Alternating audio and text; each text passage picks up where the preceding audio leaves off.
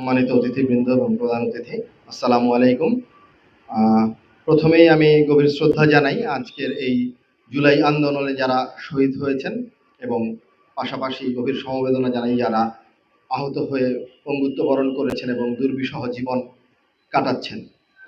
এবং আমি পাশাপাশি ধন্যবাদ জানাতে চাই বর্তমান সরকারকে যে তারা এই জুলাই যোদ্ধাদের স্মরণ করছেন, তাদেরকে সম্মানিত করছেন এবং তাদের জীবনকে সহজ করার জন্য যেই কাজগুলো করা দরকার সেই প্রক্রিয়াগুলো তারা শুরু করেছেন। এটা আমাদের সকলের দায়িত্ব এবং আমি মনে করি জুলাই আমাদের ভেতরে যেই চেতনা জাগিয়ে দিয়েছে, আমরা ফ্যাসিবাদ এবং স্বৈরাচারকে বিতাড়িত করেছি, এটা যেমন সত্য, পাশাপাশি আমি মনে করি অন্য আর যে কোনো গণ অভ্যুত্থানের চেয়ে জুলাইয়ের মাত্রাটা বা আবেদনটা একটু ভিন্ন, একটু ব্যতিক্রম। সেটা কি?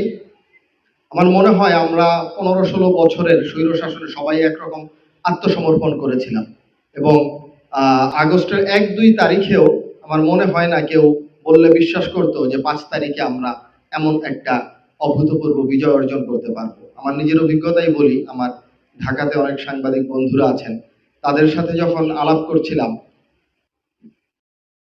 30, 31 এবং 1 তারিখের দিকে, তারা মোটামুটি এভাবে বলছিল যে না, এর বোধহয় আর কিছু হচ্ছে না। সর্বশেষ যেই কারফিউটা দিল, যে সরকার বোধহয় এখন সব নিয়ন্ত্রণ করে ফেলবে বন্দুকের জোরেই।